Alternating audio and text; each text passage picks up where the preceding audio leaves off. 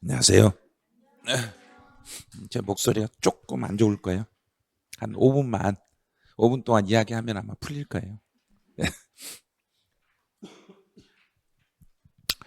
이제 오늘은 7주 차인데, 7주 내용은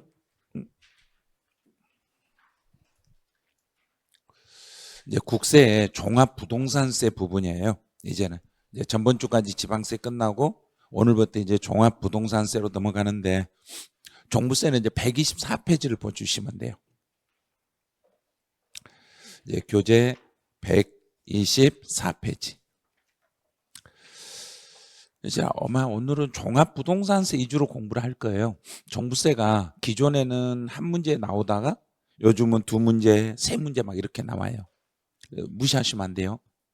그런데 또 이 종합부동산세가 언제 폐지될지 몰라요. 근데 우리 시험 볼 때까지는 폐지 안 돼요. 우리 시험 볼 때까지는 폐지 안 되니까 공부는 하셔야 돼. 그리고 중개사 일을 하시더라도 한 1, 2년 동안은 폐지 안 될 거예요. 근데 여기 폐지된다고 10년 전부터 폐지한다고 말이 나왔는데 지금까지 폐지 안 됐어요. 그러면 계속 안 된다는 소리예요. 얘가 누군가가 종합부동산세 그거 폐지될 건데 공부를 왜 해? 이런 말 믿지 마시라는 이야기예요. 그거 믿지 마시고 그냥 종합부동산세도 시험에서 두 문제 또는 세 문제 나온다 이렇게 생각하시고 공부를 하세요. 이제 테마 이제 25번에 보시면 과세 대상물, 과세 표준 이렇게 나와요. 근데 종합부동산세 과세 대상이 되는 것은 이제 어떤 식으로 나누냐면 이렇게 가요. 자, 여기에서 재산세 대상에서 문제 풀 때 과세 대상물이 이렇게 딱 나오면 제일 먼저 할 일이 뭐냐면 어디서 어떻게 움직이는가를 보셔야 돼요. 재산세 대상에서 종합부동산세 대상으로 이렇게 넘어와요. 그러면 재산세 대상이 되는 것은 우리 재산세 대상물은 총 몇 개다 그랬는가요? 5개. 이걸 알아야 돼. 이걸 모르면 종부세로 연결이 안 돼요. 그러면 재산세 과세 대상물은 5개. 그 5개가 어떤 거냐면 토지, 건축물, 주택, 항공기, 선박. 이렇게 5개죠. 그 중에 그 선박, 항공기는 부동산 아니죠. 그러면 탈락시키면 되죠. 그럼 부동산인 게 토지, 건축물, 주택 3개밖에 없어. 이 3개 중에서 그 중에서 재산세에서 초과 누진 세율이 적용되는 것만, 재산세에서 초과 누진 세율이 적용되는 것만 종부세 대상이 돼. 그럼 이제 재산세에서 초과 누진 세율이 적용되는 걸 이제 또 찾는 거예요. 그러면 종합 합산, 별도 합산, 분리 과세. 그러면 합산되는 것은 많으면 많을수록 세금이 더 높아지니까 합산되면 세율은 무슨 세율이고? 초과 누진세율이고. 됐죠? 자, 이게 초과 누진세율이네. 그럼 초과 누진세율이 종합합산 토지는 가장 낮은 게 0.2에서 가장 높은 것 0.5. 그때 암기 안 하시면 나중에 가서는 암기를 못 하신다는 거 기억하셔야 돼요. 저는요 여름부터 암기할 거예요. 시험 보기 일주일 전에 암기할 거예요. 택도 없는 소리예요. 그때 가면 할 일이 엄청 많아요. 세법 그냥 거들 던져버려요. 암기 못해요. 그러니까 그때 배울 때 암기를 그때 가세요. 그게 제일 좋은 방법이에요. 자, 그래요. 종합합산 토지는 재산세에서 초과 누진세율이니까 종부세 대상이 돼요. 아주 단순하죠. 또 별도합산 토지는 0.2에서 0.4까지 초과 누진세율이에요. 그리고 이 초과 누진세율이니까 당연히 종합부동산세 대상이 됩니다. 이렇게 가죠. 당연한 거죠. 이제 분리과세.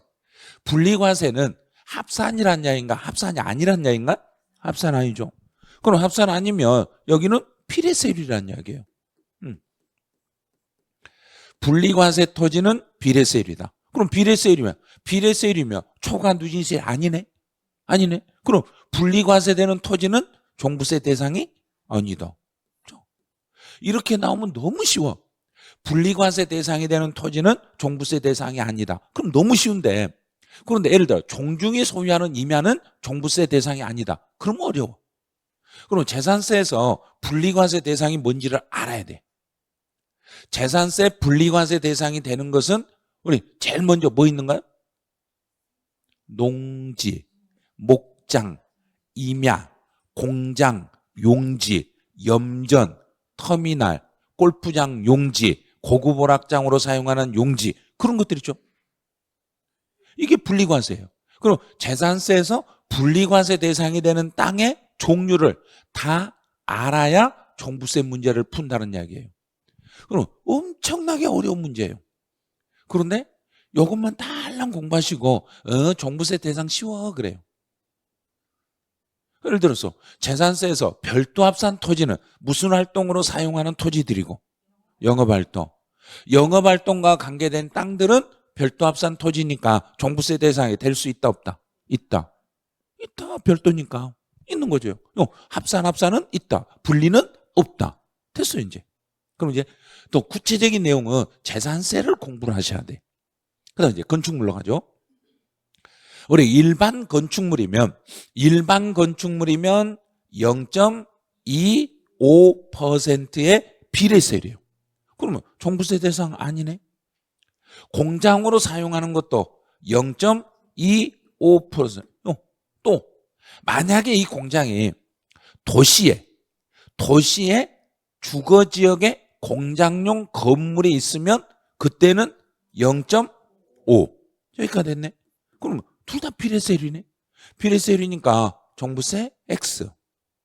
그러면 사치하는 건축물은 세율이 0.4가 아니라 4%. 4%. 저 4%네. 이것도 비례세율이네. 그건 종부세 X.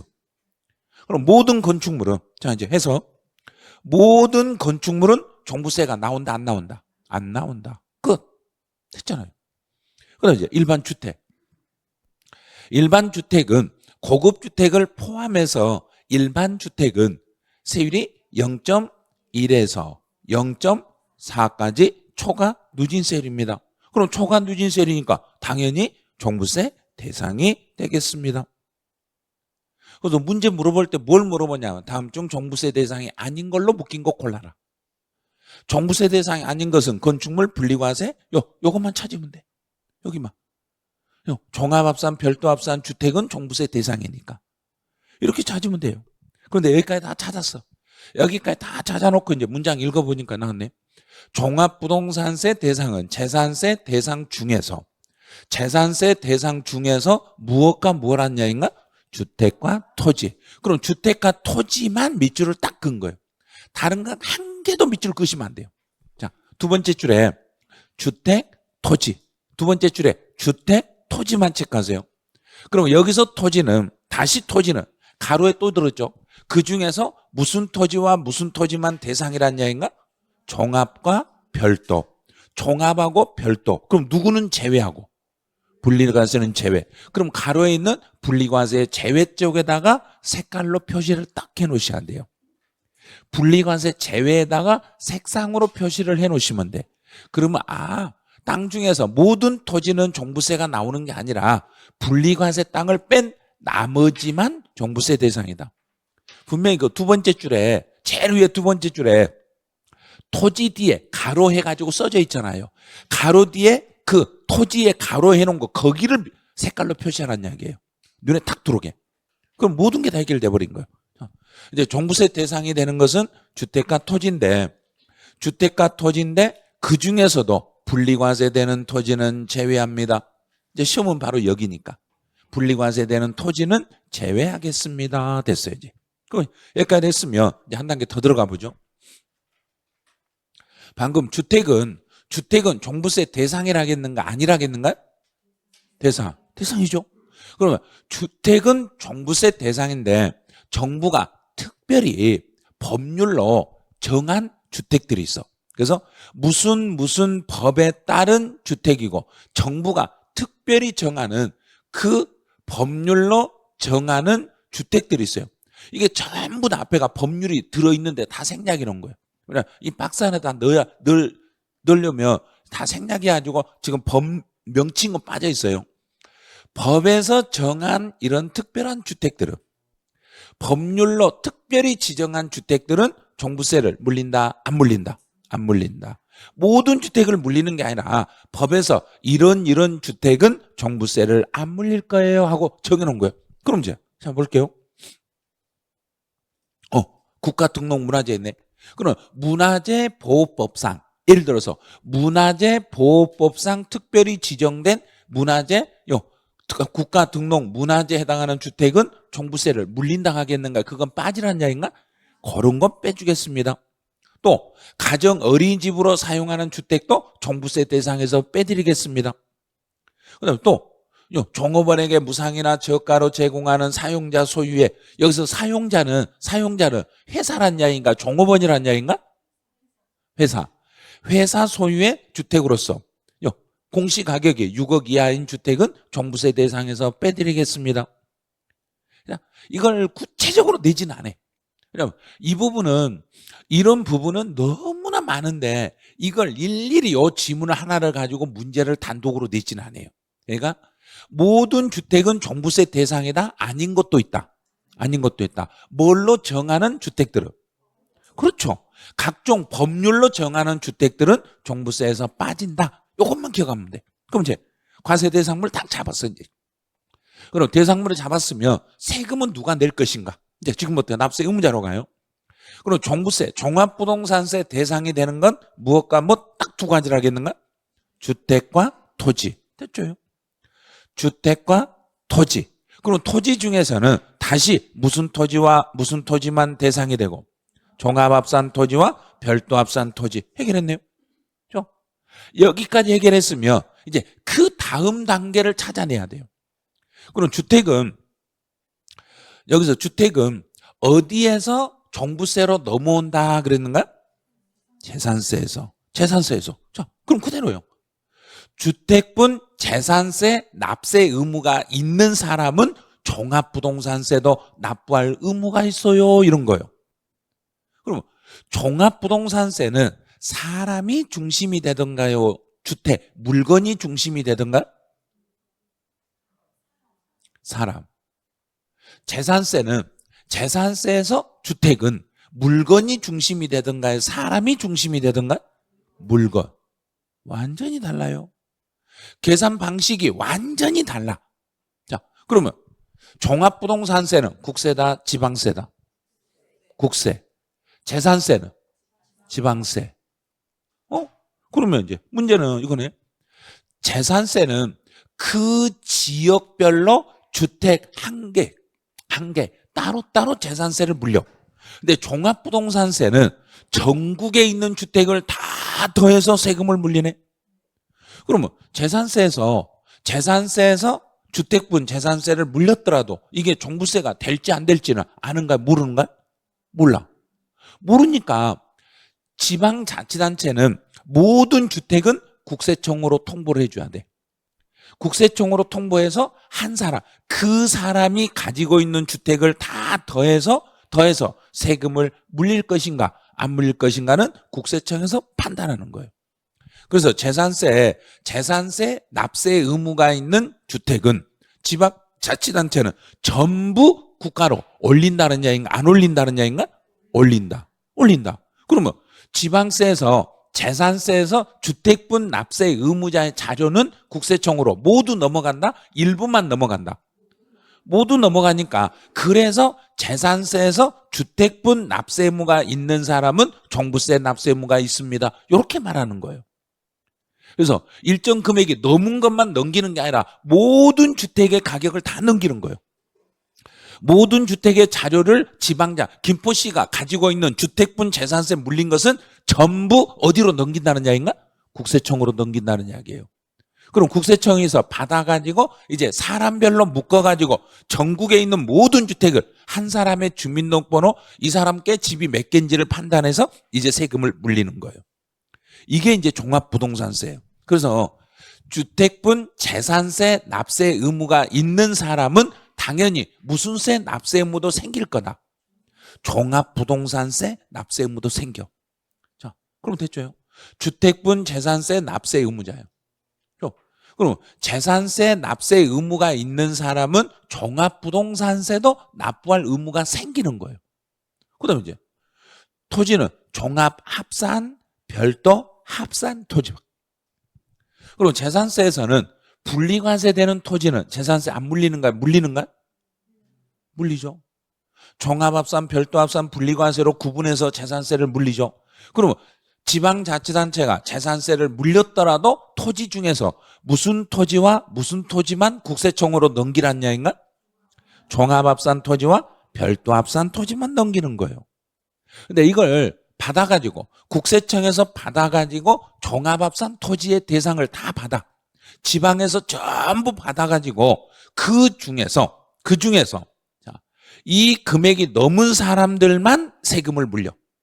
자, 이제 그러면 이 금액은 익히셔야 돼. 이제는 재산세에서는 금액이 얼마 넘으면 세금 물린다겠는가요? 재산세 대상인 사람은 다 낼 수도 있다는 이야기인가?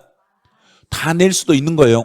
그런데 종합합산 토지와 별도합산 토지는 금액을 정해놨어요.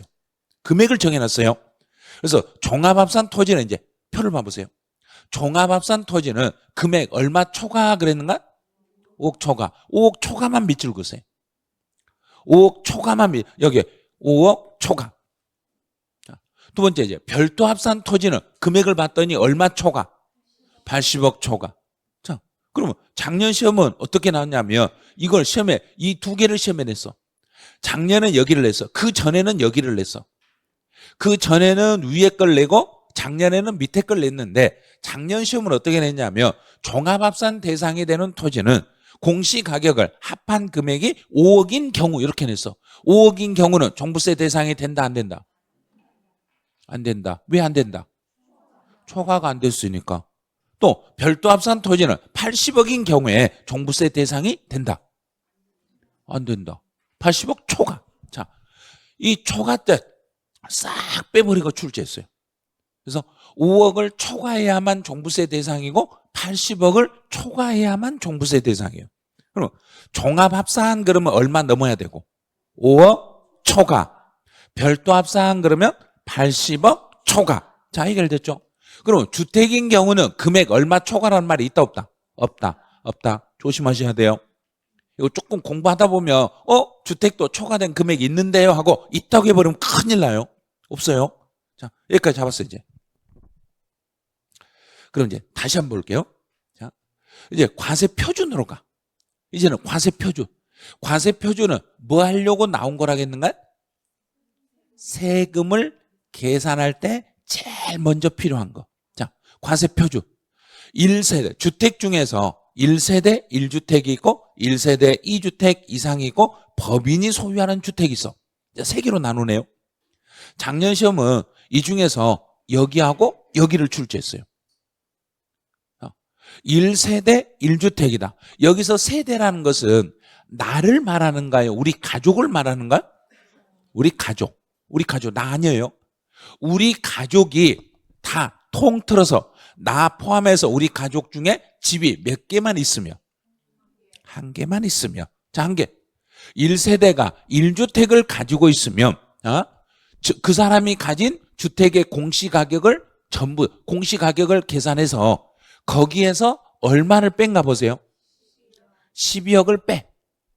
1세대 1주택인 경우에 과세별 세금을 계산할 때 기준은 1세대 1주택이다. 그럼 제가 20억짜리 집을 하나 가지고 있다. 20억짜리 집을 가지고 있고 나 말고 우리 가족은 주택이 없어. 그럼 나 말고 우리 가족은 주택이 없으면 내 주택 20억짜리 중에서 얼마는 빼주고 계산한다. 12억. 12억 빼고 12억을 빼고 지금 현재 오늘 현재까지의 공정시장 가액비율은 60%예요. 오늘 현재까지 적용하는 거 지금 언제 바뀔지 몰라요. 저거는 저 부분은 올해 10월 우리 시험 보기 전에 바뀌면 바뀐 대로 공부를 하셔야 돼요.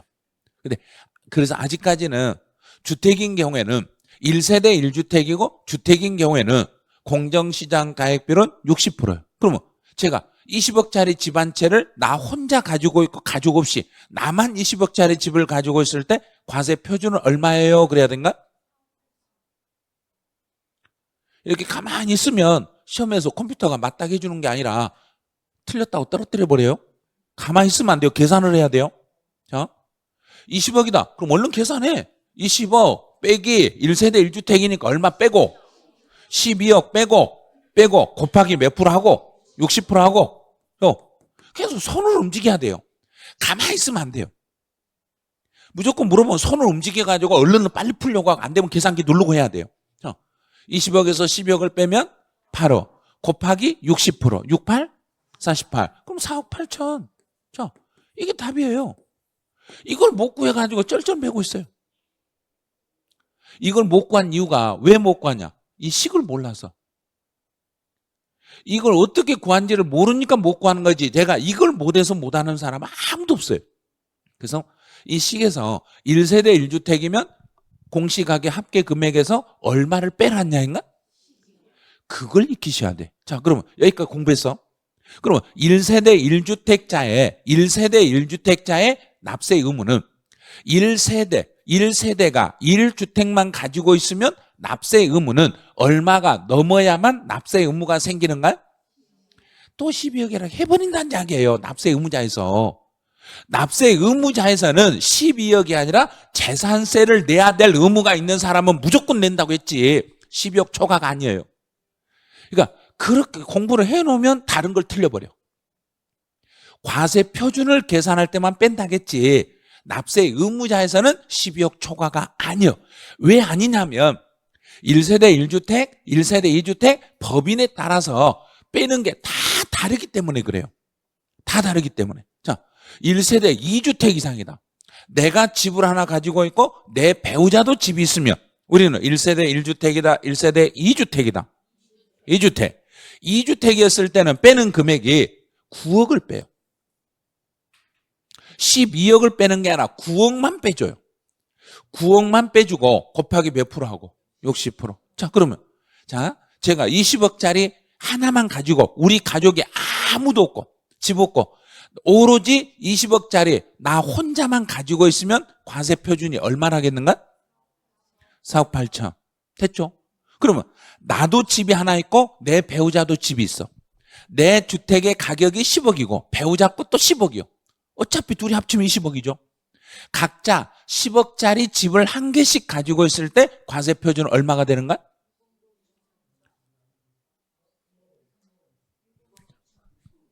자, 보죠. 각자 10억짜리니까 10억에서 9억을 빼면 얼마? 1억 곱하기 몇 프로? 60%. 자, 얼마? 6? 1억에서 60% 곱하니까 얼마? 6? 1000. 근데 무슨 6600이 나와요? 아니, 계산이 어떻게 계산하지? 자, 나도 6천, 배우자도 6천. 그럼 둘이 합치면 1억 2천. 근데 1억 2천이야. 각자 계산하니까 6천씩.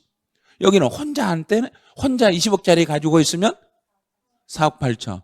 10억짜리를 둘이 나누고 가지고 있으면 6천씩. 그럼 세금이 나눠서 가지고 있는 게 훨씬 저렴한가요? 혼자 가지고 있는 게 훨씬 저렴한가요? 나눠서. 자, 금액이 얼마 안 되니까 나눠서 가진 게 유리해요. 그런데 금액이 더 커버리면 그때는 나눠서 가지고 있을 때 세금이 더 나와버려요. 그래서 공동명의로 가지고 있으면 일정 금액이 넘어가면 세금이 더 나와버린다는 이야기예요. 정부는 분명히 단독 소유를 공동 소유로 바꾸면 종부세가 적게 남아요. 혼자 가지고 있지 마세요. 공동으로 바꾸세요. 그래서 거의 모든 가족들이 공동명의로 싹 바꿨어. 그때 바꿔놓고 보니까 이제 시간이 지났더니 세금이 더 나와버리네. 이런 일이 또 생겼던 거예요. 그러면 그걸 그렇게 정부 너희들이 바꾸라 해서 바꿔가지고 세금을 더 나오게 만들어버리면 어떻게 하냐 따지니까 그러면 공동소유를 단독소유로 신청하면 봐주겠다. 공동명의로 되어 있더라도 한 사람 쪽으로 내가 한 사람 쪽으로 쏠려가지고 이 사람한테 계산해 주라. 그랬을 때는 그렇게도 해주겠다. 이런 법을 또 만들었던 거예요. 계속 법을 바꾸는 거예요. 자, 됐죠? 이제 여기까지 돼서 두 번째까지. 그럼 법인들이 집을 가지고 있으면 법인이 가지고 있는 주택의 가격을 다 더해서 빼줄 때 얼마를 빼준다? 0.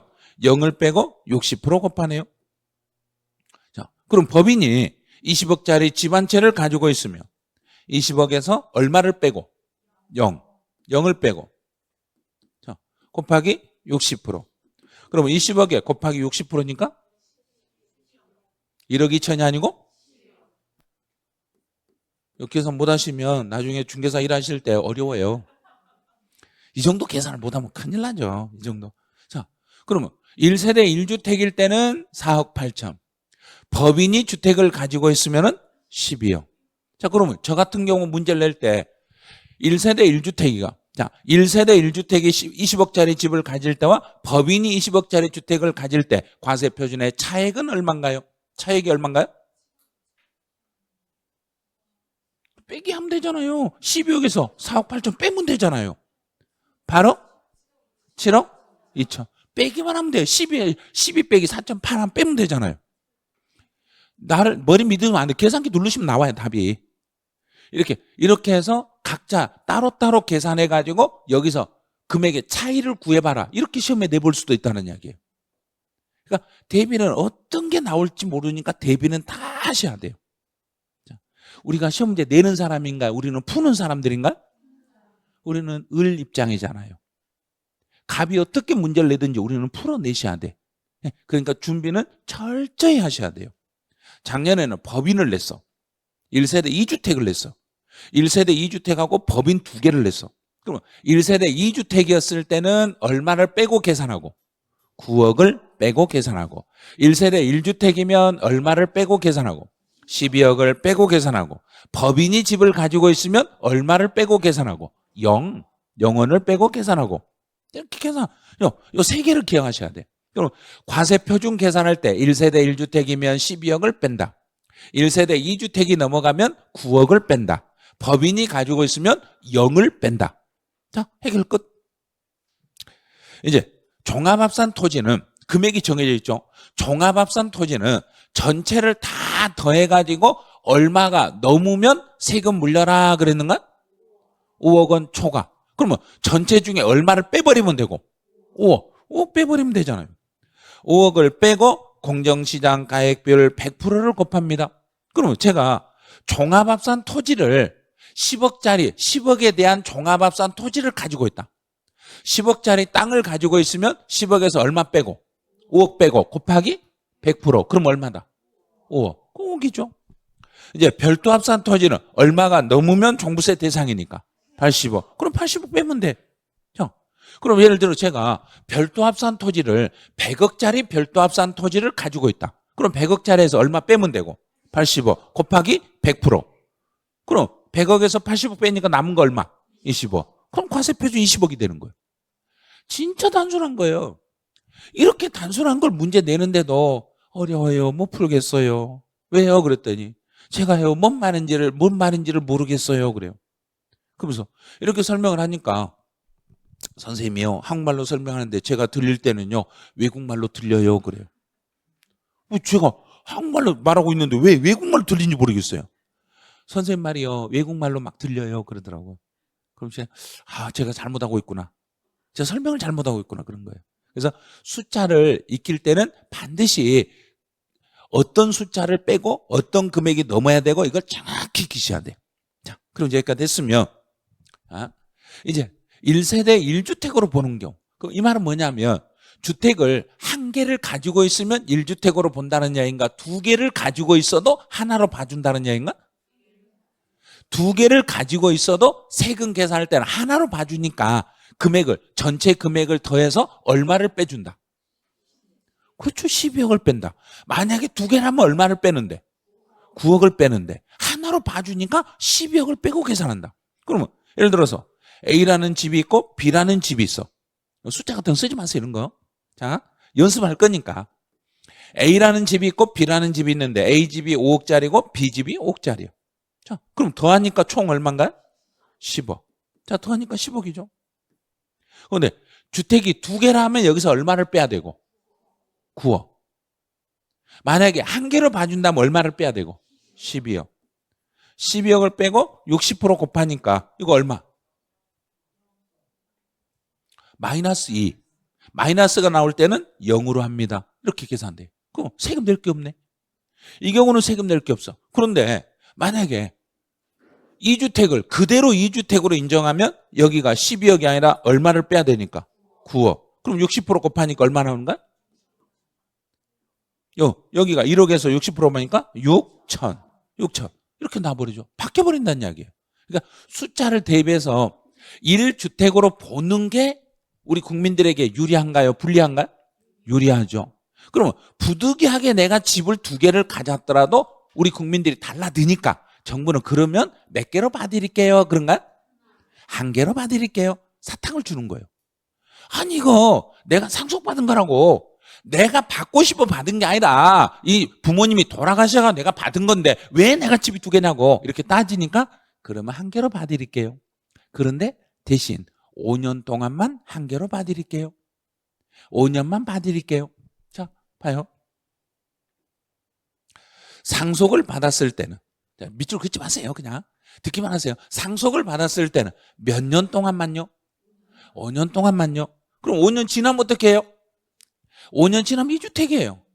아니 그것도 너무하자고. 그러고 막 또 달라들어. 그러니까 5년 지났을 때는 지분이 40%가 넘지 않으면 봐드릴게요.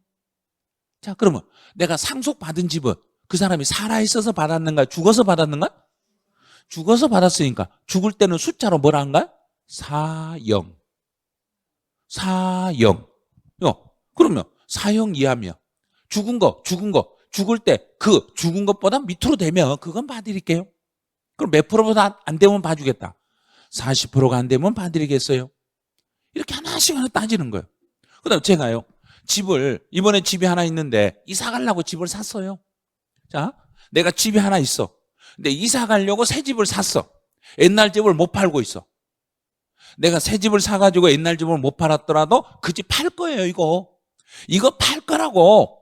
그러면 2개일지라도 2개로 본다? 하나로 봐준다. 일정 시간 안에 팔아야 돼. 그럼 우리 양도소득세에서 내가 집을 이사 가려고 집을 새로 샀을 때는 새 집 사고 옛날 집을 몇 년 안에 팔아야 한 집으로 봐준다. 몇 년 안에 팔아야 한 집으로 봐준다. 3년이에요. 3년. 요게 아니에요. 요게 아니라 요 3개예요. 그럼 여기 나왔잖아요. 1주택과 다른 주택에 부서 뭐 쭉 이렇게 나오는데 이 중에 보면 여기는 지금 안 나왔네요. 그런데 이 주택을 자, 그다음에 여기 넣죠. 1주택자가 1주택을 양도하기 전에 다른 주택을 내가 이사 가려고 다른 집을 샀을 때는 새 집 사고 옛날 집을 몇 년 안에만 팔며 3년 안에만 팔면 나는 주택이 2개로 본다? 하나로 본다. 하나. 2개일지라도 2개 금액을 더해가지고 빼줄 때는 12억을 뺀다, 9억을 뺀다. 12억을 빼고 계산해 드리겠습니다. 좀 더 많이 빼드리겠습니다. 이런 거예요. 자, 다 됐어요. 그러면 이제부터 지금 설명한 걸 다 이해했는가? 이제 문제를 한번 풀어가 보죠. 자, 이해됐는가? 문제를 풀어요. 과세 대상이 아닌 걸 골라봐라 그랬어요. 자, 앞에가 종중이란 말만 나오면 종중하고 붙어 살아야 된다, 분리해서 살아야 된다. 분리. 자, 그럼 분리네요. 분리과세 대상이 되는 토지는 종부세 대상은 된다, 안 된다? 안 된다. 해결을 찾았죠. 또 법에서 정한 상수원 보호구역 안에 있는 임야. 자, 상수원 보호구역에 있는 임야들은 정부가 정책적으로 필요하니까 보호, 육성을 위해서 필요하니까 정부가 세금을 많이 물린다, 조금만 물린다. 조금. 그래서 이건 무슨 과세다? 분리과세. 여기도 분리과세네. 그럼 종부세 X. 이제 재산세가 비과세 됐네. 그럼 종합부동산세 대상이 되는 물건들은 어디에서 종부세로 넘어와라 그랬는가? 재산세에서. 그럼 재산세 세금을 안 받으면 재산세가 비과세되면 종합부동산세는 당연히 뭐가 된다? 그렇죠. 당연히 비과세가 되죠. 당연히 비과세네. 그럼 세금 안 내죠. 그다음에 또 고급 오락장으로 사용하는 건축물은 종부세 대상이 된다, 안 된다? 안 된다. 건축물은 절대 안 되네. 그러면 하나, 둘, 셋, 넷. 전부네? 다 아니네? 이렇게 푸는 거예요. 그러니까 과세 대상물이 안 되는 것은 먼저 땅하고 땅 중에서도 무슨 토지는 대상에서 빠진다. 분리과세. 모든 건축물은 대상이 된다, 안 된다? 안 된다. 자, 이제 하나 잡았어요. 그럼 이제 두 번째 한번 또 해봐야죠. 과세 표준과 관련하여 내용으로 틀린 걸 찾아라 했어요. 이제 과세 표준이에요. 그럼 1세대 1주택자. 1세대 1주택이면 전체 금액에서 얼마를 빼고 계산한다? 자, 그럼 12억을 공제. 끝. 됐죠? 다가구. 법에서 법령으로 정하는 주택. 법에서 특별히 정하는 주택들은 종부세를 물린다, 안 물린다? 안 물린다. 아닌 것으로 본다. 땡초. 그러니까 이걸 이 아내가 시행령 아내가 이게 얼마나 많이 돼 있냐면 우리 교재 페이지수로 5페이지가 열거돼 있어. 그걸 다 공부를 할 거예요. 그냥 법으로 정한 거 뺀다 이 말만 할 거예요? 그렇죠. 법으로 정한 거 뺀다. 이렇게 시험에 나오는데 그 내용을 다 공부할 필요가 없다는 이야기예요. 법에서 특별히 정한 주택들은 종부세를 물리지 않는다. 자, 여기까지 됐어 이제. 요거는 잠깐 보죠. 자, 결혼. 자, 결혼했을 때는 양도소득세에서 결혼했을 때는 몇 년 동안은 각각의 세대로 봐준다. 10년. 그럼 여기 똑같아. 여기 똑같아요. 혼인으로 1세대 2주택이 됐으면 혼인으로 1세대 2주택이 됐어. 그럼 결혼해가지고 집을 제가 나도 집이 있고 배우자도 집이 있어서 1세대 2주택이 됐어. 그럼 몇 년 동안은 집 한 채로 봐준다는 얘기인가? 10년. 10년 동안 한 채로 봐주는데 요거는 납세문자가 해당 연도에 뭐 요걸 빼주세요. 배제 신청을 하면 1세대 1주택자로 본다. 배제 신청을 나 결혼해가지고 집이 우리가 따로따로 집이었는데 결혼해가지고 집이 2개 됐으니까 한 개로 봐주세요 해야 된가요? 법에서 당연히 봐주는가요? 당연히 몇 년 동안은 봐준다. 10년을. 그거 신청할 필요도 없네. 신청할 필요가 없어요. 자, 그 다음에 2주택을 소유하고 있는 1000분의 20의 세율이 적용되는 법인이네. 자, 법인들이 집을 여러 개를 가지고 있던 한 개를 가지고 있던 법인들은 얼마를 빼고 계산한다? 0. 자, 0원을 공제한다. 됐네. 됐어요. 그러면 틀린 거 어디가 틀렸는가? 4번. 결혼해가지고 집이 2개가 되더라도 내가 신청할 필요가 없는 거예요. 신청할 필요 없이 그냥 이런 것은 10년 동안은 각각으로 인정해 드립니다. 자, 그럼 이제 지문 가보죠. 재산세 대상 중에서 건축물과 분리과세되는 토지와 선박과 항공기 요것들은 종부세 대상이 된다 안 된다? 안 된다. 아니다. 됐죠? 자, 2번 조심해야 돼요. 주택분 재산세 납세 의무자는 주택분 종합부동산세 납세 의무가 있다 없다?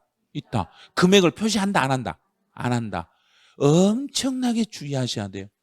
이 부분은. 자, 이거 조심해야 돼요. 2번은 조심을 좀 해주셔야 돼요. 그다음에 종합합산 토지다. 종합합산 토지면 얼마가 넘으면 종부세 대상이에요 그랬는가? 5억 초과. 이거 10억 틀렸네요. 5억 원을 초과하는 자에 한해서 이거 오타 났네요. 하나예요. 거기도 오타 있을 것 같네요. 자, 아니에요? 아, 여기는 제대로 됐네요. 교정부 신분이 바꿔놨네요. 보니까 이렇게 돼 있으면 제가 작업했을 때 이렇게 써놨을 거란 이야기예요. 그런데 바꿔놓으셨네. 이거 내가 처음에 교재 작업할 때 이 전체를 복사해서 한 것이라. 그럼 5억을 초과하는 자에 한하여 종합부동산세를 납부할 의무가 있습니다. 그랬어요. 그러면 수탁자 명의로 등기나 등록된 신탁주택이다. 수탁자 명의로 등기가 되어 있어도 이 집은 원래 주인이 누구니까? 그럼 위탁자가 납부할 의무가 있습니다. 자, 5번. 개인이고 1세대 1주택이었을 때는 개인이고 1세대 1주택이며 과세 표준을 계산할 때는 얼마를 빼고 계산한다? 12억. 12억을 공제한다. 해결했네요. 자, 2주택. 2주택이고 쭉 가서 봤더니 법인이네. 법인들이 주택을 가지고 있을 때는 얼마를 빼고 계산한다. 0. 그럼 다 읽을 필요가 없다는 이야기예요. 그러니까 과세 표준할 때 지문으로 나와도 다 읽지 말고 숫자 뭘 빼는가만 얼른 생각하시면 돼. 그 숫자를 바꿔놓으니까. 별도 합산 토지면 별도 합산 토지는 과세 표준 그랬으니까 얼마 빼고 계산한다. 80억. 80억 빼고 계산하겠습니다. 자, 됐어 이제. 그다음에 종합합산 토지에 과세 표준이면 얼마 빼고 계산하고 5억. 5억을 공제한 금액. 그러니까 복잡한 거 아니에요. 납세 의무자하고 과세 표준 계산할 때 조심할 건 주택. 자, 주택의 납세 의무자는 일정 얼마 금액을 초과해야 된다. 재산세 대상이면 다 낼 수 있다. 그렇죠. 재산세 납세 의무자는 종합부동산세를 납부할 의무가 있어요. 그런데 세금을 계산할 때 과세 표준을 계산할 때 1세대 1주택이면 얼마 빼고 계산해 준다. 12억 빼고 계산해 준다. 1세대 2주택이 넘었을 때는 얼마를 빼고 계산해 준다. 9억을 빼고 계산해 준다. 법인들이 집을 가지고 있으면 얼마를 빼고 계산해 준다. 0원을 빼고 계산한다. 0을 빼고 계산한다. 끝. 됐죠? 자, 여기까지 됐어 이제. 그럼 이제 세율로 한번 가보죠. 이제는 세율로 가야 돼요. 자, 세율을 정리할 때 제일 먼저 봐야 될 게 이거예요. 종합부동산세는 인세의 개념이다. 물세의 개념이다. 인세. 자, 인세라는 것은 그 사람이 가진 걸 모두 합산하여 과세를 합니다. 합산하여 과세하니까 그 사람이 가지고 있는 것을 모두 더해서 몇 장의 고지서로 만든다. 한 장의 고지서로 만들겠습니다. 한 장의 고지서로 발급을 하겠습니다. 자, 여기까지 됐어 이제. 그럼 종합부동산세 대상이 되는 것은 무엇과 무엇? 두 가지가 있어요. 그랬는가? 토지와 주택. 그러면 토지하고 주택을 더해서 한 장이겠는가요? 주택 한 장, 토지 한 장이겠는가요? 무엇별로?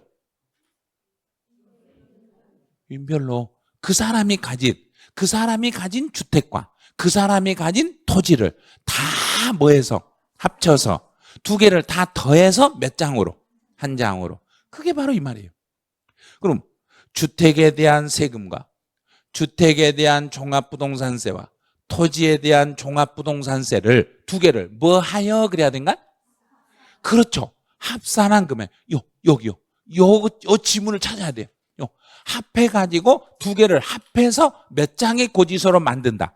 한 장의 고지서로 만든다. 다 됐어 이제. 자, 보여드릴게요. 이게 고지서요. 자, 고지서. 주택에 대한 세금, 종합합산 토지에 대한 세금, 별도합산 토지에 대한 세금을 따로따로 계산하고 있는가요? 아니면 따로따로 계산하고 있는가요? 아니면 전체를 그냥 한꺼번에 계산해버린가? 자, 계산은 어떻게? 따로따로 계산을 하되 고지서는 몇 장으로? 한 장으로. 그럼 시험 문제에서는 과세표준과 세액은 세 개를 모두 합쳐서 세금을 계산한다. 따로따로 계산한다. 따로따로 계산하고 고지서는 몇 장으로 만든다. 한 장.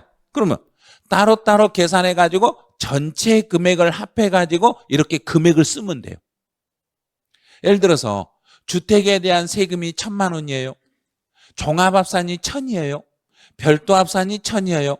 그러면 나에게 나오는 종합부동산세는 토탈 얼마란 이야기인가? 3,000. 여기가 3,000이 써질 거란 이야기예요. 그런데 이 사람은 종합합산 토지와 별도합산 토지는 없기 때문에 주택만 가지고 계산했습니다.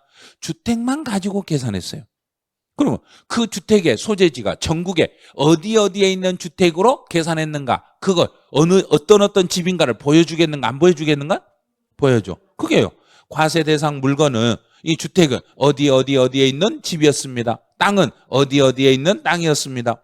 별도합산은 또 어디에 있는 땅이었습니다. 여기다 소재지를 다 써줘. 그럼 종합합산 토지 한 장만 보면 종부세가 나오는 전국에 있는 주택과 전국에 있는 토지를 고지서 한 장에 번지수가 다 나오겠는가 안 나오겠는가? 나와. 다 나오는 거예요. 그럼 혹시 부모님이 종부세 대상이며 몇 월 달에 부모님 집에 방문하면 이런 고지서 볼 수 있겠는가? 11월 말, 12월 1일부터 세금 내니까. 그래서 그 전주에 가보면 돼. 11월 말에 가보면 요 고지서가 집에 있을 거예요. 혹시 냉장고에 자석으로 붙여놨을 수도 있어요. 그러면 조용히 사진을 딱 찍어서 집에 와서 번지수를 조회해 보는 거예요. 어떤 집이 돈 되고 어떤 땅이 돈 되는 땅인가. 아, 저 땅은 내 거다. 이제 찜해 놓는 거예요. 나중에 뭔 일 생기면 저 집은 내 집이다. 야, 형제들 간에 분쟁이 있으면 나는 무조건 요 집부터 잡는다. 예. 그게 먼저 할 일이야. 우리가 배운 사람들은. 배웠으니까. 이 중에 어떤 걸 내 집으로 내가 찜할 건지 그거를 먼저 파악을 해 보셔야 돼. 그래서 고지서는 이렇게 세금 고지서는 주택과 토지에 대한 주택하고 토지가 한 장의 고지서에 다 기록은 된다 안 된다? 된다.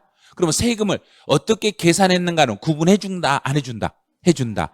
구분해가지고 몇 장의 고지서로 발급한다. 한 장의 고지서로 묶어서 발급하겠습니다. 자, 됐어 이제. 자, 그럼 주택의 세율로 가보죠. 주택의 세율은 개인들, 자, 2주택 이하일 때, 3주택 이상일 때. 여기서는 개인 소유 주택이에요. 우리 가족이 집을 2개를 가지고 있다는 야인가? 내가 2개를 가지고 있다는 야인가?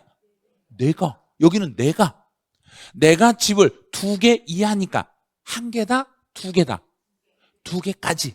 하나 가지고 있던 2개 가지고 있던 세율은 똑같아요. 1개 가지든 2개 가지든 세율은 가장 낮은 게 0.5에서 가장 높은 게 2.7% 이렇게 적용이 돼. 0.5에서 2.7의 세율이 적용이 돼. 그러면 3개 이상이면 내가 집을 몇 개 가지고 있다? 3개. 3개 이상을 가지고 있으면은 0.5에서 5%. 자, 다시.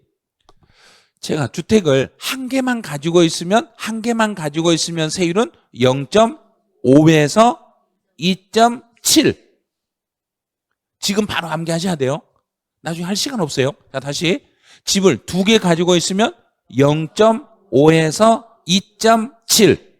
2개니까 앞에가 숫자가 뭐가 붙은가요? 2. 2개니까 2. 0.5에서 2.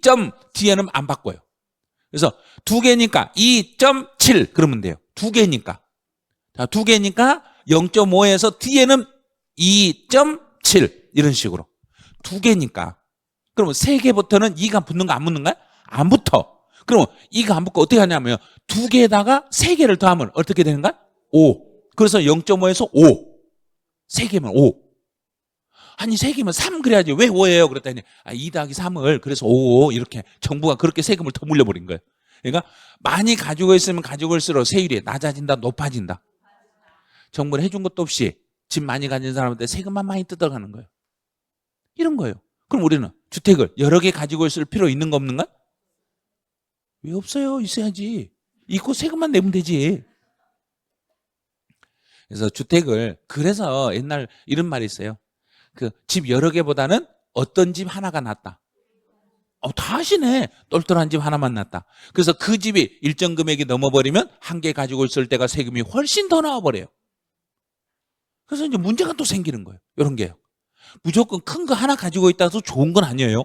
세금이 훨씬 더 나올 수도 있어요. 자, 그럼 이제 공익법인. 공익법인이 소유하는 주택이다. 공익법인은 이거 혜택을 줘야 되는가 안 줘야 되는가? 줘야죠. 그럼 혜택을 주려면 공익법인이 소유하고 있는 주택은 혜택을 주려면 개인들이 집 2개 가진 혜택을 줘라? 3개 가진 거하고 똑같이 혜택을 줘라? 2개. 공부할 것도 없네. 자, 2개니까 0.5에서 2.7 끝. 됐잖아요 이제. 0.2.7. 공익법인이 공익 목적에 사용하면 0.5에서 2.7. 자, 그럼 공익법인이 공익 목적에 사용하면 제일 낫게. 그런데 만약에 공익 목적에 사용을 안 한다면 공익법인일지라도 공익 목적에 사용을 안 한다 하면은 개인 소유 주택하고 똑같이 취급하면 돼요. 그 목적에 사용을 안 하면 법인의 세율을 적용해라, 개인의 세율을 적용해라. 개인. 그럼 2개 이하면 0.5에서 2.7. 3개면 0.5에서 5. 봐요. 바로 암기됐잖아요. 그러니까 수업 시간에 이렇게 암기를 하셔야 돼. 그 다음에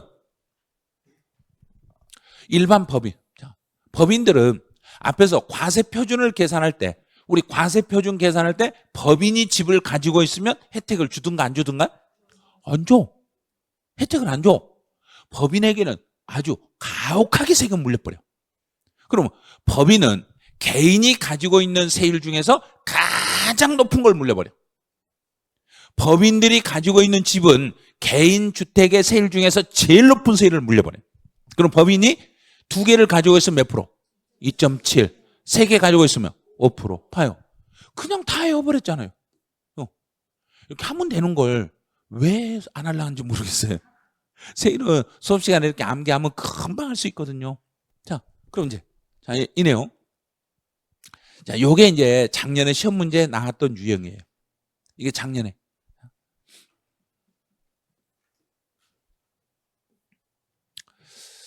그럼 제가 집을 하나 가지고 있다고 예를 들어봐요. 제가 A라는 주택을 하나를 가지고 있는데 이 집이 지금 현재 20억짜리 집이에요. 하나를 가지고 있으면 얼마가 넘으면 얼마를 빼주고 계산하는가? 12억. 자, 이렇게 1주택이라고 예를 들어봐요. 1세대 1주택만 가지고 있을 때는 12억을 빼고 계산해. 자, 그럼 12억, 여기까지 12억이니까 종합부동산세 계산할 때는 20억 중에 12억 빼고 나머지요. 여기에서만 종합부동산세를 이렇게 계산하는 거예요. 그럼 제가 20억짜리 집을 가지고 있으면 재산세는 20억에 대해서 재산세가 나오겠는가요? 12억까지만 재산세가 나오겠는가요? 재산세는 일정 금액 빼주고 계산하든가요? 그냥 다 물려버리든가? 다 물려버리죠. 자, 그러면 20억 전체에 대해서 여기에 대해서 재산세를 물려. 그리고 우리 국민들 입장에서는 20억짜리 집에 대해서 재산세도 물리고 종합부동산세도 물리고 왜 2번 물리냐고 따질 수 있겠죠. 자, 이만큼 재산세를 물렸는데 12억 초과분에 대해서 재산세를 물렸는데 종합부동산세를 또 물리니까 내가 지금 좀 잘못했어. 내가 조금 잘못하면 집에서 제일 먼저 혼내는 사람이 누군가요? 엄마가 혼냈어. 근데 아빠 가서 또 혼내면 나 엄마한테 이미 혼났다고. 근데 왜 또 때리냐고 아빠가. 나는 한 번 맞았으면 되지 왜 2번 맞냐고. 왜 똑같은 하나를 가지고 왜 2사람이나 그러냐고. 나 이 집서 못 살겠네. 그거 나가버려. 집 나가버려. 못 살겠다고. 그러니까 때릴 때는 한 사람만 때려야 되는가 2사람이 때려버려야 되는가? 한 사람만 뭐라고 해야지. 한 사람은 절대 뭐라면 안 돼요. 이쪽에서 뭐라 하겠으면 이쪽에서는 그거 뭔가를 무마를 좀 시켜줘야 돼요. 그럼 이제 여기 똑같죠. 이중으로 재산세도 물리고 종부세도 물리고 2번 물리면 된다 안 된다? 안 된다. 안 되죠. 그러면 재산세를 먼저 물리는가요? 종합부동산세를 먼저 물리는가요? 재산세. 그러면 재산세는 몽땅 물려놓고 나중에 종합부동산세를 계산할 때 12억 초과분 이 부분요. 이 부분 12억 초과분에 대해서 재산세 물렸던 것을 나중에 그대로 놔둬라 빼줘라. 그럼 이제 엄마가 화를 내가지고 애를 잡았어. 그럼 아빠가 다시 와서 너 왜 그래? 그러고 잡을 때는 엄마가 때렸던 거 미안해 하고 때려야 돼. 엄마가 때린 건 미안하다. 그럼 엄마 때린 적 있는 거 없는가? 없어. 자, 면해졌어 이제. 그러고 아빠가 때려야 돼. 그러면 이중이다. 이중은 아니다. 이중은. 정부가 좀 이렇게 말하고 있는 거예요. 그럼 이미 맞았는가 안 맞았는가? 맞았죠. 맞았는데 그걸 아무리 미안하다고 해도 안 맞은 게 아니에요. 맞은 거예요. 그런데 정부는 이미 때려 맞은 걸 안 맞았다고 말하는 거예요. 그러니까 국민들 입장에서는 자꾸 이중과세라고 말하는가요? 이중과세 아니라고 말하는가? 이중과세라고 말하는 거예요. 계속. 그럼 정부는 아니라고. 이중과세가 아닌데 왜 자꾸 이중과세를 하냐고. 그러고 법을 만들었어. 어떻게 만들었냐면 자, 주택분 과세표준 금액에 대하여. 그러면 1주택만 가진 사람은 전체 중에 얼마를 빼고 계산하는 금액에서는 12억. 12억 빼고요. 이 부분요. 12억 뺀 나머지 부분에 대해서 주택분 재산세로. 주택분 재산세로 부과된 세액은, 그러면 12억 초과분에 대한 재산세 냈던 것은 나중에 종합부동산세를 계산할 때 이를 뭐 해준다? 공제한다. 그러면 앞에서 12억 초과분에 대해서 재산세 물린 거 정부가 미안해 했는가 안 했는가? 했잖아요. 자, 공제해준다는 이야기는 12억 초과분에 대해서 재산세 낸 거 미안하지만 미안하고 그러고 나서 종부세를 물리겠습니다. 지금 이 말이에요. 그럼 우리는 또 열받았죠. 아니, 재산세에서는 그 지역 사정에 따라서 뭐냐, 김포에서 이번에 예산이 부족해서 김포에 가지고 있는 집은 50%만큼 세금을 올려서 받아갔는데 그럼 50% 올린 거 다 빼주냐? 50% 올린 금액을 빼주냐? 올리기 전에 걸 빼주냐? 하고 따져서 또 따지니까 그럼 가로에다 또 넣은 거예요. 그래서 다시 넣은 거예요. 그러면 이때는 어떻게 하냐면 가감된 세율이 적용이 돼가지고 세금을 낸 게 있으면 50%를 가감해가지고 세금 낸 게 있으면 가감해서 낸 거 그걸 빼주겠다? 그 전에 걸 빼주겠다? 그거 적용이 돼가지고 낸 세금을 빼드리겠습니다. 또 이렇게 하니까 또 따졌어. 뭐라고 따지냐면 그러면 주택에 대한 세부담의 상한을 적용해가지고 세부담의 상한제를 적용해가지고 세금을 걷어갔으면 그러면 상한제를 적용해서 세금을 걷어갔으면 상한제로 해서 적용해서 내가 낸 거 그거 빼주냐? 그랬더니 또 그래 상한제를 적용받아서 낸 걸 빼주겠다. 하도 따지니까 재산세에서 주택에 대해서는 상한제를 놔뒀던가요? 폐지시켜버렸던가? 폐지시켜버렸죠. 그렇게 따지니까 그러면 차라리 이걸 폐지해버리고 다른 걸 만들어버리자. 그렇게 폐지해버린 거예요. 이렇게 법이 바뀌는 이유는 국민들이 가만히 있으니까 바뀌는가, 달라드니까 바꿔버린가? 달라드니까 바꿔버려요. 우리는 달라드려야 된가? 가만히 돈을 잘 내야 된가? 달라들으면 계속 법이 바뀌어. 그럼 공부할 때 계속 힘들어. 그럼 우리 시험 볼 때까지는 달라들어야 된가? 가만히 있어야 된가? 그럼 돈만 많이 내면 돼. 이러도 못하고 저러도 못하고 그러죠. 참 힘들어요. 그래서 세법은 그래서 매년 바뀌는 거예요. 매년. 그런데 매년 바뀌는데 세법은 특색이 있어요. 연말에 바뀌는 거지 연도 중에는 안 바뀌어요. 연도 중에는 바뀌지 않아요. 연말에 가서 바뀌는 거예요. 연도 말에 가서 바뀌니까 올해는 우리 작년 연말에 바뀐 거 그것만 공부하면 되는 거고 이 중간에 바뀌는 건 거의 없어요. 거의 없으니까 세법은 중간에 개정세법은 이미 강의에서 올려놓은 게 있으니 참고하시고 그리고 7월 달쯤 가서 혹시라도 중간에 개정된 게 있으면 그때 가서 설명을 다시 할 거예요. 그것만 참고하시면 돼요. 자, 그럼 다시 그래서 12억 초과분에 대해서 이미 재산세로 낸 것을 나중에 종합부동산세 계산할 때 그대로 놔두고 물린다? 빼고 물린다? 빼고 물린다. 그러면 50%를 적용해서 50% 가감해서 적용해서 세금 낸 게 있으며 가감돼서 낸 걸 빼준다? 가감하기 전에 걸 빼준다? 가감된 걸 빼준다. 그러면 세부담의 상한을 적용해서 세금을 냈으며 상한이 적용된 걸 빼준다? 적용되기 전에 걸 빼준다? 적용된 걸. 전에 것이 아니라 적용된 거. 적용돼서 낸 세금을 빼준다. 내가 실제로 주머니에서 나간 걸 빼준다 이 말이에요. 실제로 내 주머니에서 나가고 내가 납부했던 그 세금을 그대로 빼드리겠습니다. 그럼 이제 정부가 이렇게 빼준다고 했으니까 우리는 믿어야 된가 안 믿어야 된가? 시험 볼 때는 믿으셔야 돼요. 무조건 믿으셔야 돼요. 그래야지 안 믿으면 안 돼요. 안 믿으면 시험을 못 봐요. 그러니까 믿고 정부를 믿어주시라는 이야기예요. 정부를 믿으면 돼. 그러면 적용돼가지고 세금 냈으면 적용된 걸 빼주고 적용된 걸 빼준다 했잖아요. 말은 다 빼준다 했잖아요. 그런데 이게 사람 손으로 계산이 안 돼. 컴퓨터로만 계산돼. 그러니까 믿어야 된가 안 믿어야 된가? 믿어야 돼. 컴퓨터를 믿어야 돼 우리는. 컴퓨터를 조작한 사람은 컴퓨터인가요? 사람인가? 사람이에요. 사람이 기능키 하나만 잘못 눌러놔버리면 계산이 틀려져 버려요. 그래도 우리는 시험 보려면 뭐 해야 된가? 믿어야 돼. 시험 보려면 무조건 믿으시라는 거. 시험 끝나고 달라들더라도 시험 볼 때는 무조건 법에 있는 지문대로 그대로 믿고 공부를 해주셔야 돼요. 자, 여기까지 됐어 이제. 그럼 이제 3번에 오른쪽으로 와보세요. 1세대 1주택자의 세액공제라는 게 있어. 1세대 1주택자 세액공제. 여기 하려고 했더니 시간이 1시간이 돼버렸네 벌써.